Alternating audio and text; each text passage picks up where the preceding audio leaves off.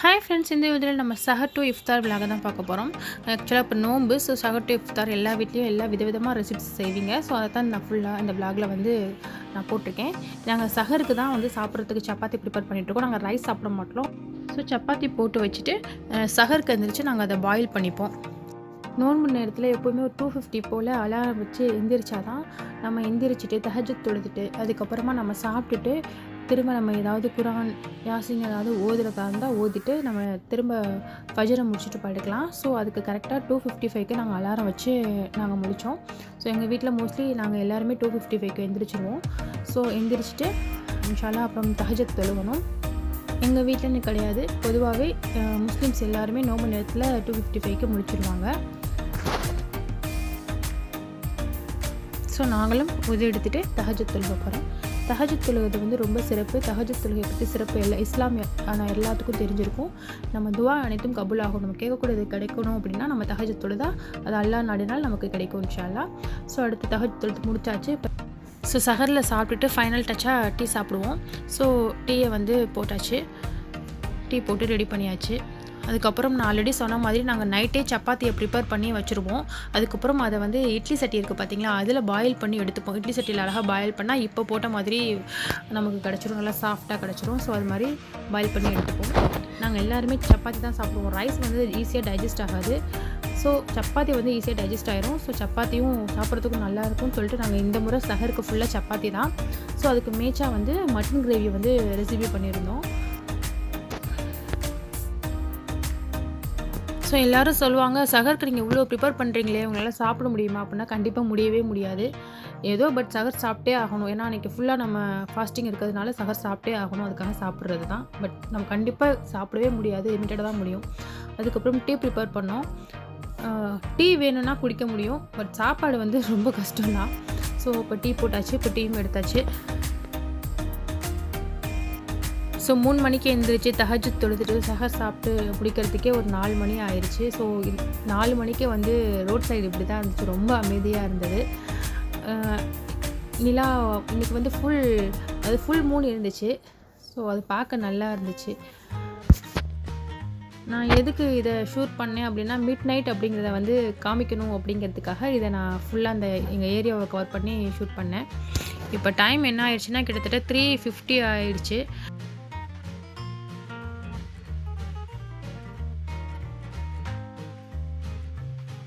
Mostly எல்லார் வீட்லேயும் சஹர் சாப்பாடை வந்து வாழைப்பழம் டீயோட தான் ஃபினிஷ் பண்ணுவோம். அது எல்லாருக்குமே தெரிஞ்சிருக்கும். அதே மாதிரி எங்கள் வீட்லேயும் எல்லோரும் வாழைப்பழம் டீயோட வந்துட்டு சஹர் சாப்பாடை ஃபினிஷ் பண்ணிட்டோம்.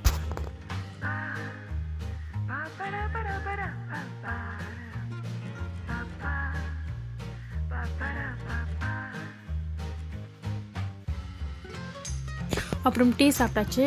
டீ சாப்பிட்டதோட டைம் நிறையா இருந்துச்சு. சரி நம்ம துவா கேட்போம் கொஞ்சம் நேரம். தஹஜ்ஜுத் நேரத்தில் துவா கேட்டால் வந்து இறைவன் கண்டிப்பாக நம்ம துவாக்கள் அங்கேயே இருப்பான் அப்படின்னு கொஞ்சம் நேரம் துவா கேட்டுட்டு அதுக்கப்புறம் குரான் ஓதுனேன். குரான் வந்து மோஸ்ட்லி எல்லாருமே நோன்பு டயத்தில் ஏர்லி மார்னிங் குரான் ஓதுவீங்க. அதாவது தஹஜ்ஜுத் டு ஃபஜர் டைம் குரான் ஓதுவீங்க. அதே மாதிரி டைமும் இருந்துச்சு. அதாவது சஹர் சாப்பிட்டு முடிச்சுட்டு ஃபஜர் வர்றதுக்கு கிட்டத்தட்ட 25 நிமிஷம் கிட்ட இருந்துச்சு.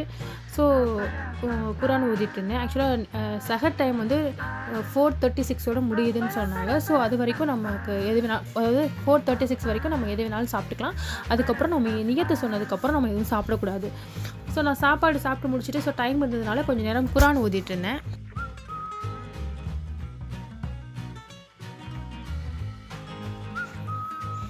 அப்புறம் டைம் ஆயிடுச்சு, கரெக்டாக 4:37 கிட்ட ஆயிடுச்சு. இப்போ நம்ம இன்ஷால்லா நோம்பு நியத்து வச்சிட வேண்டியதான். நோம்பு நியத்துனா அதுக்கு ஒரு என்ன சொல்கிறது, அது ஒரு நியத்து சொல்லுவாங்க, ஒரு துவா மாதிரி இருக்கும். அந்த துவாவை ஓதுனா நம்ம மனசளவில் நோன்பு வச்சுட்டோம் அப்படின்னு சொல்லிட்டு நம்ம ஒரு உறுதி எடுத்துக்கிறது தான். இறைவனுக்காக வைக்கிறோன்னு சொல்லிட்டு ஒரு உறுதி எடுத்துக்கிறது தான். ஸோ நோன்பு நியத்தும் வச்சுட்டேன். இப்போ ஆக்சுவலாக டைம் இருந்துச்சு. ஃபஜருக்கு வந்து இன்னும் கிட்டத்தட்ட ஒரு 20 நிமிஷம் கிட்டே இருக்குது. ஸோ அது வரைக்கும் டைத்தை வேஸ்ட் பண்ண வேணாம் அப்படின்னு சொல்லிட்டு திக்ர் ஓதிட்டு இருந்தேன். கண்டிப்பாக இது மாதிரி தான் எல்லார் வீட்லேயுமே கண்டிப்பாக இப்படி தான் நடந்துகிட்ருக்கும். அதாவது நோன்புனாலே இந்த சஹர் நேரத்தில் தஹஜ்ஜுத் நேரத்தில் மோஸ்ட்லி ஓதுறது, தொழுகிறது, குரான் ஓதுறது அது மாதிரி தான் அவங்க டைம் ஸ்பெண்ட் பண்ணுவாங்க. ஸோ அதே மாதிரி நாங்கள் எல்லாருமே வந்து குரான் ஓதிட்டு இருந்தோம்.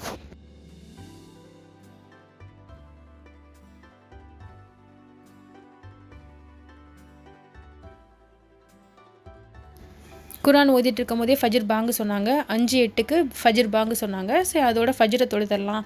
ஃபஜ்ரை தொழுதுட்டு துவா செஞ்சுட்டு ஃபஜ்ர் தொழுதோட படுத்துருவோம், அவ்வளோதான். ஏன்னா 3 மணிக்கு முழிச்சதுனால கண்டிப்பாக ஒரு மாதிரி தூக்கம் கொஞ்சம் ஸ்லீப்பியாக ஃபீல் பண்ணுவோம்.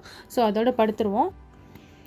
அப்புறம் தூங்கி முழித்து மார்னிங் என்னென்ன ரெசிபிஸ் பண்ண போகிறோம், என்னென்ன ஃபுல்லாக ப்ரிப்பேர் பண்ணியிருக்கோம் இஃப்தாருக்கு அப்படிங்கிறத தான் நான் அந்த வ்ளாகில் போட்டிருக்கேன். ஸோ மிஸ் பண்ணாமல் பாருங்கள்.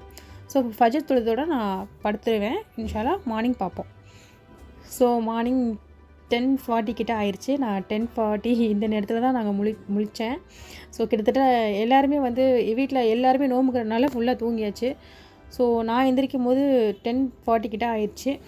ஸோ நல்லா விடிஞ்சிருச்சு. வெயில் செம்மையாக இருந்துச்சு. இப்போவே வந்து செம்மையாக வெயில் போயிட்டுருக்கு. மே மாதம்லாம் எப்படி தாங்க போகிறோன்னு தெரியல. சரியான ஹீட். அந்த வெயிலை காமிக்கணும் அப்படிங்கிறதுக்காக தான் நான் வந்து எங்கள் ஏரியாவை வந்து அப்படியே ஷூட் பண்ணேன். இது எங்கள் ஏரியா தான். ஸோ அதை எடுத்தேன். ஸோ எங்கள் அம்மா வந்து கடல் பாசி இளநீர் கேக், அதாவது கோகோனட் ஜெல்லி கேக் செய்கிறதுக்காக இஃப்தாருக்கு செய்கிறதுக்காக ரெடி பண்ணிகிட்டு இருந்தாங்க. இது எப்படி செய்கிறதுன்னு சொல்லிட்டு நான் நம்ம வீடியோவில் சேனலில் ஹோம் யூடியூப் சேனலில் போட்டிருக்கேன், அதை பாருங்கள். ஸோ எதுக்கு இந்த ரெசிபி எதுக்குன்னா, இது இஃப்தாருக்கு தான். சரியான டேஸ்ட்டாக இருக்கும் கோகோனட் ஜெல்லி கேக். ஸோ அது எங்கள் அம்மாவே செஞ்சாங்க.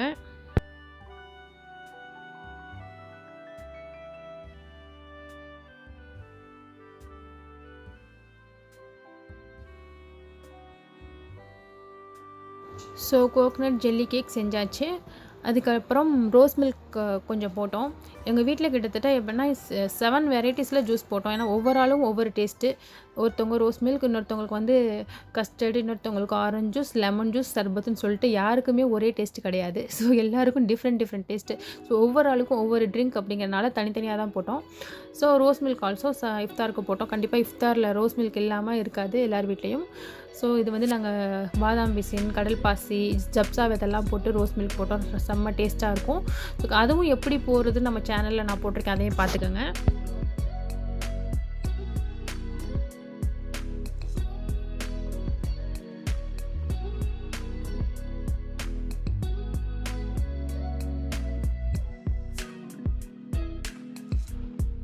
ஸோ அடுத்த ரெசிபி கோகோனட் ஜெல்லி கேக். நான் ஆல்ரெடி வீடியோ போட்டிருக்கேன், பாருங்கள். ஸோ இதுவும் சரியான டேஸ்ட் எம்மியாக இருந்துச்சு. இளநீர்லேயே வச்சு செஞ்சுருந்தது. இது எங்கள் அம்மா தான் செஞ்சாங்க. இதுவும் ரொம்ப சூப்பராக இருந்துச்சு. நல்லா கலர்ஃபுல்லாக வேறு இருந்துச்சு. இதுவும் இஃப்தாருக்காக நாங்கள் செஞ்ச ரெசிபி தான். அடுத்து ஃப்ரூட் கஸ்டர்ட் செய்கிறதுக்காக கிரேப்ஸ் வந்து கட் பண்ணோம். ஃப்ரூட் கஸ்டர்ட் வந்து இஃப்தாருக்கு சாப்பிட்டா நமக்கு வந்து ஸ்டொமக் வந்து குளிர்ச்சியாக இருக்கும். ஸ்டொமக் வந்து என்ன ஆகும்னா நோம்பு வச்சு ரொம்ப காம்பு எரியிற மாதிரி இருக்கும். அது மாதிரி சமயத்தில் வந்து ஃப்ரூட் கஸ்டர்ட் வந்து நல்லா குளிர்ச்சியாக இருக்கும், சாப்பிட்றதுக்கு இதமாக இருக்கும். அதுக்காக தான் இந்த க்ரீன் கிரேப்ஸ் எடுத்திருக்கேன். ஸோ க்ரீன் கிரேப்ஸ் போட்டு கஸ்டர்ட் செஞ்சால் ரொம்ப சூப்பராக இருக்கும். கஸ்டர்ட் செய்கிறதுக்கு மாதுளை பழமும் வேணும். கஸ்டர்ட் எப்படி செய்கிறதுன்னு சொல்லிட்டு நம்ம இதே சேனலில் நான் போட்டிருக்கேன், அதையும் ஃபுல்லாக பாருங்கள். ஸோ இஃப்தாருக்கு நாங்கள் கஸ்டர்ட் ஆல்சோ செஞ்சுருக்கோம். ரொம்ப டேஸ்ட்டாக இருந்துச்சு. ஸோ கஸ்டர்ட் ரெசிபிஸ் ஆல்சோ நம்ம இஃப்தாருக்காக செஞ்சு நாங்கள் வச்சுட்டோம். நாங்கள் இதெல்லாம் எப்போவுமே காலையிலேயே எல்லாமே வச்சு முடிச்சிடுவோம். அதாவது காலையில் 11 to 12 வந்து எல்லா வெரைட்டியுமே செஞ்சு ஃப்ரிட்ஜில் வச்சுருவோம். அதுக்கப்புறம் 12க்கு அப்புறம் ஃபுல்லாக ப்ரேயர் கொஞ்ச நேரம் தொழுதுட்டு ஓதிட்டு அதுக்கப்புறமா ரெஸ்ட் எடுப்போம். அதுக்காக காலையிலேயே எல்லாத்தையும் செஞ்சு வச்சுருவோம். இதுக்கு இடையில் வந்து எங்கள் வீட்டில், அதாவது எங்கள் ஊரில் எங்கள் மரத்தில் காய்ச்ச பலாப்பழம் எங்கள் மாமா கொண்டு வந்து எங்களுக்கு கொடுத்துருந்தாங்க. ஸோ அந்த பலாப்பழத்தையும் கட் பண்ணோம்.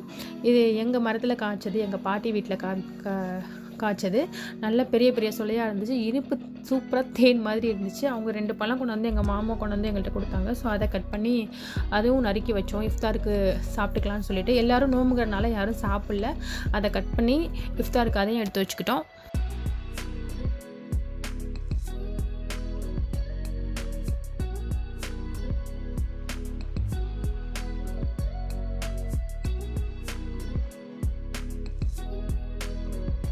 நல்ல பழம், பெரிய பழம், நல்ல ஸ்மெல் செம்மையாக இருந்துச்சு.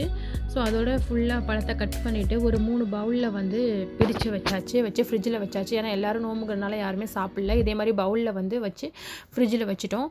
இன்ஷால்லா நோம்பு திறந்ததுக்கப்புறம் தான் டேஸ்ட்டே பண்ணி பார்க்கணும். அடுத்து வந்து தர்பூசணி ஜூஸ் ஆல்சோ நாங்கள் இஃப்தாருக்கு நாங்கள் போட்டோம். தர்பூசணி வந்து தர்பூசணி ஆல்சோ வயிறுக்கு ரொம்ப குளிர்ச்சியாக இருக்கும். ஒரு சூப்பரான ஒரு மருந்துன்னு சொல்லலாம் தர்பூசணியை. பைல்ஸ் உள்ளவங்களுக்கு, நெஞ்செரிச்சல் உள்ளவங்களுக்கு, வயிற்றெரிச்சல் உள்ளவங்களுக்கு தர்பூசணி வந்து நல்ல மருந்து. ஸோ இஃப்தார் நேரத்தில் நோன்பு வச்சுட்டு தர்பூசணி ஜூஸ் சாப்பிட்டா வயிற்றுக்கு வந்து இதமாக இருக்கும். ஸோ தர்பூசணி ஜூஸ் ஆல்சோ நாங்கள் அதையும் போட்டோம். நம்ம சேனலில் தர்பூசணி ஜூஸ் எப்படி போடுறதுன்னு சொல்லிட்டு நான் அதையும் போட்டிருக்கேன், போய் நம்ம சேனலில் பாருங்கள்.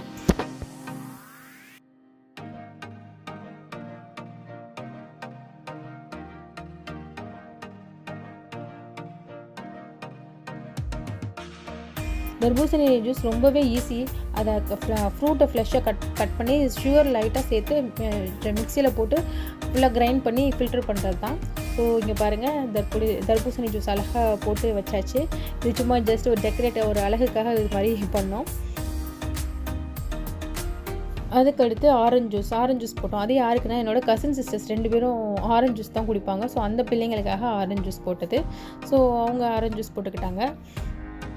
ஸோ ஆரஞ்சு ஜூஸ் ஆல்சோ இஃப்தார் நேரத்தில் சாப்பிட்டா நல்லாவே இருக்கும், வயிற்றுக்கு இதமாக இருக்கும். நாக்கு வறட்சிக்கு ஆரஞ்சு ஜூஸ் குடிக்கலாம். நாக்கு ரொம்ப ட்ரையாக இருக்கும். ஸோ நம்ம ஆரஞ்சு ஜூஸ் சாப்பிட்டா அதுவும் நமக்கு நாக்குக்கு இதமாக இருக்கும். ஸோ எல்லா ஜூஸையும் போட்டு வச்சாச்சு. இப்போ வந்து மதியம் சமையல் பண்ணணும். வீட்டில் வந்து பாப்பாவும் என்னோடய கசின் சிஸ்டர் இன்னொரு பொண்ணும் நோன்பு இல்லை. ஸோ அவங்களுக்கு சமைக்கணும். ஸோ என்ன பண்ண போகிறோம்னா காளான் கிரேவி அம்மா வச்சாங்க. அதுக்கப்புறம் சிக்கன் கிரேவி ஆல்சோ செஞ்சாங்க. அதையும் நம்ம சேனலில் நான் போட்டிருக்கேன், ஃபுல்லாக பாருங்கள். இது வந்து காளான் கிரேவி. மதியம் அவங்க 2 பேரும் கொஞ்சம் சாப்பிட்டு மிச்சத்தை அப்படியே சஹருக்கு வந்து ஹிட் பண்ணி வச்சுருவோம். இது மதியம் அவங்களுக்காக ரைஸ் ப்ரிப்பேர் பண்ணது. அவங்க 2 பேர் வந்து நோம்பு இல்லை, அதாவது எங்கள் வீட்டு பாப்பாவும் நோம்பு இல்லை, என் கசின் சிஸ்டர் ஒரு பொண்ணு நோம்பு இல்லை. ஸோ அவங்களுக்காக மதியம் ப்ரிப்பேர் பண்ணது. இது வந்து பாயசம் காய்ச்சினாங்க. எதுக்கு அப்படின்னா இதுவும் வந்து அதாவது இஃப்தாருக்காக தான். பாயசம் வந்து இஃப்தாருக்கு வந்து எல்லார் வீட்லையுமே செய்வாங்க. ஸோ நாங்களும் கொஞ்சம் செஞ்சோம். அதுக்கடுத்து இது சிக்கன் கிரேவி ஆல்சோ, அதாவது நைட்டு இது வந்து சஹருக்காக செஞ்சது. சப்பாத்தி எப்போவுமே நாங்கள் போடுவோம். ஸோ அதுக்காக வந்து செஞ்சது. இது எப்போவுமே மட்டன் சிக்கன் கிரேவி தான் சப்பாத்திக்கு செய்கிறது. ஸோ அப்படியே டைம் ஓடி கிட்டத்தட்ட 1 மணி ஆயிடுச்சு. 1 மணி ஆனதோட லுகருக்கு பாங்கு சொல்லியாச்சு. ஸோ இப்போ நம்ம லுகர் தொழுகணும். லுகர் தொழுதுட்டு கொஞ்சம் இப்போ வீட்டில் உள்ள எல்லா வேலையும் ஃபினிஷ்ட் ஆகிடுச்சு. லுகர் தொழுதுட்டு கொஞ்சம் நேரம் ஓதிட்டுருக்கோம். எப்போவுமே நாங்கள் ஓதிட்டுருப்போம். ஸோ லுகர் 1 மணிக்கெலாம் தொழுதுருவோம். தொழுது முடிச்சுட்டு நம்ம துவாலாம் கேட்டதுக்கப்புறம் நிறைய டைம் கிடைக்கும். ஸோ அந்த டைமில் கண்டிப்பாக குரான் ஓதலாம். மோஸ்ட்லி குரான் இந்த ரமலான் மாதத்தில் தான் குரான் இறங்குச்சு. ஸோ இந்த நேரத்தில் ரமலானில் எல்லா பெண்களும் கட்டாயம் ஒவ்வொரு குரான் முடிச்சு வைக்கிறது ரொம்ப சிறப்பு. ஒரு நாளைக்கு ஒரு ஜூஸ்ன்னு சொல்லிட்டு 30 நோன்புக்கும் 30 ஜூஸை முடிச்சுட்டு லாஸ்ட்டில் ஹதியா பண்ணுறது ரொம்ப சிறப்பு. ஸோ கண்டிப்பாக பெண்கள் இந்த 30 நாளும் ஒவ்வொரு ஜூஸுன்னு கணக்கு பண்ணி குரானை முடிக்கணுங்கிற நோக்கத்தோடு நம்ம கண்டிப்பாக முடிக்கணும். இன்ஷா அல்லாஹ் எல்லாத்துக்கும் அருள் புரியட்டும். அதுக்கப்புறம் குரான் ஓதி முடித்த போது ஒரு 3:30 மணி இருக்கும். நோன்பு கஞ்சி கடையிலேருந்து வாங்கி கொடுத்து விட்டாங்க. எங்கள் ஸ்டாஃப் எப்பவுமே போய் வாங்கிட்டு வந்துடுவாங்க பள்ளிவாசலில். ஸோ நோன்பு கஞ்சி நல்லா மணக்க இருந்துச்சு. ஸோ நாங்கள் என்ன பண்ணுவோம்னா, நாங்கள் வீட்டுக்கு கொஞ்சம் எடுத்து வச்சுட்டு எங்கள் கடை ஸ்டாஃப்ஸுக்கு மிச்சத்தை கொடுத்து விட்ருவோம். நோன்பு கஞ்சி எப்போவுமே ஒரு 3:30 to 4 மணிக்குள்ளே வந்துடும். ஸோ அதையும் எடுத்து வச்சாச்சு. மணி கிட்டத்தட்ட 4:30 கிட்ட ஆயிடுச்சு. அசருக்கு பாங்கு சொல்லிட்டாங்க. இப்போ நாங்கள் அஷர் தொழுகணும். கிட்டத்தட்ட வந்து 5 times prayer for Muslims compulsory. So இப்போ அஷருக்கு டைம் வந்துடுச்சு. ஸோ அசரையும் தொழுதுட்டு கொஞ்சம் நேரம் நம்ம துவா திக்ரு குரான் அதெல்லாம் நம்ம ஓதலாம். மோஸ்ட்லி நோம்பு நேரத்தில் எல்லாருமே வந்து இபாதத்தில் தான் டைம் ஸ்பெண்ட் பண்ணுவோம். எல்லார் வீட்லேயுமே இதுதான். நான் எப்படி எங்கள் வீட்டில் சஹர் டு இஃப்தார் விலாக் நான் போடுறேனோ அதே மாதிரி தான் எல்லார் வீட்லேயும் ரெசிபிஸ்லாம் செஞ்சுட்டு அதுக்கப்புறம் நிறைய இபாதத் செய்வாங்க, நிறைய குரான் ஓதுவாங்க, நிறைய யாசின் ஓதுவாங்க. இப்போ நானும் என்ன பண்ணேன்னா அசர் நேரத்தில் தொழுது முடிச்சுட்டு யாசின் தான் நான் ஓதினேன். ஏன்னா ஃபுல்லாக காலையிலேருந்து குரானே ஓதிட்டு இருக்கனால யாசின் ஓத டைம் கிடைக்கல. ஸோ யாசின் ஓதினேன். ஸோ ஓதி முடிச்சு துவா கேட்டுட்டு இருக்கும் போதே கிட்டத்தட்ட மணி வந்து 6:20 ஆயிடுச்சு. இஃப்தார் நேரம் நெருங்கிடுச்சு. இப்போ நோம்பு திறக்க நம்ம எல்லாத்தையும் எடுத்து வைக்க வேண்டியது தான். இது நாங்கள் செஞ்ச கஸ்டர்ட். இது மாதிரி நம்ம என்னென்ன வந்து நோம்பு திறக்க இஃப்தாருக்கு வந்து என்னென்ன ரெசிபிஸ் செஞ்சு வச்சுருக்கோமோ அது எல்லாத்தையுமே எடுத்து வச்சுருவோம். பேரிச்சம்பழத்தில் தான் நோம்பு திறக்கணும், அதுதான் சுன்னத்து. ஸோ அடுத்து நோம்பு கஞ்சி. ஸோ நாங்கள் என்னென்ன ரெசிபிஸ் நாங்கள் செஞ்சு வச்சோமோ அதெல்லாம் எடுத்து வச்சாச்சு. நோம்பு திறக்க டைம் வந்துருச்சு. கிட்டத்தட்ட இன்னும் ஒரு 5 நிமிஷம் தான் இருக்குது. முஸ்லீம்ஸ் அனைவர்களுக்கும் தெரியும், நோன்பு திறக்கிற நேரத்தில் நம்ம கேட்கப்படுற துவா வந்து கபுல் ஆகும். ஸோ அந்த நேரத்தில் நம்ம ரோஸ் மில்க், சம்சா இதெல்லாம் எல்லாம் ரெடி பண்ணி டயத்தை வேஸ்ட் பண்ணாமல் முன்கூட்டியே எல்லாத்தையும் எடுத்து வச்சுட்டு அந்த நேரத்தில் நம்ம துவா தான் கேட்கணும். ஸோ அதே மாதிரி நாங்கள் வந்து ஒரு 1/4 மணி நேரத்துக்கு முன்னாடி எல்லாத்தையுமே எடுத்து வச்சுட்டோம். என்னென்ன செஞ்சோமோ அதை ரெசிபிஸ்லாம் எடுத்து வச்சாச்சு. எடுத்து வச்சுட்டு ஃபைனலாக வந்து 1/4 மணி நேரம் நாங்கள் வந்து ஃபுல்லாக டீப்பாக துவா தான் கேட்டோம். இது வந்து நாங்கள் அதாவது நோன்பு திறக்கிறதுக்கு 1/4 மணி நேரத்துக்கு முன்னாடி எல்லாத்தையுமே எடுத்து வச்சுட்டோம்.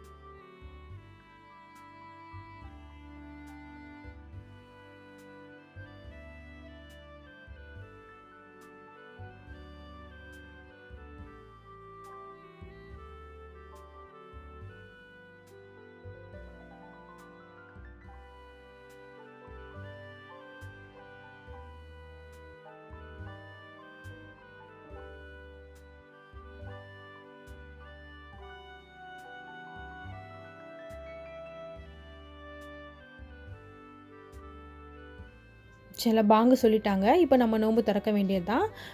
நம்ம நோன்பு திறக்கிற நியத்து இருக்குது. அந்த நியத்தை சொல்லி நம்ம நோன்பை வந்து திறந்தாச்சு.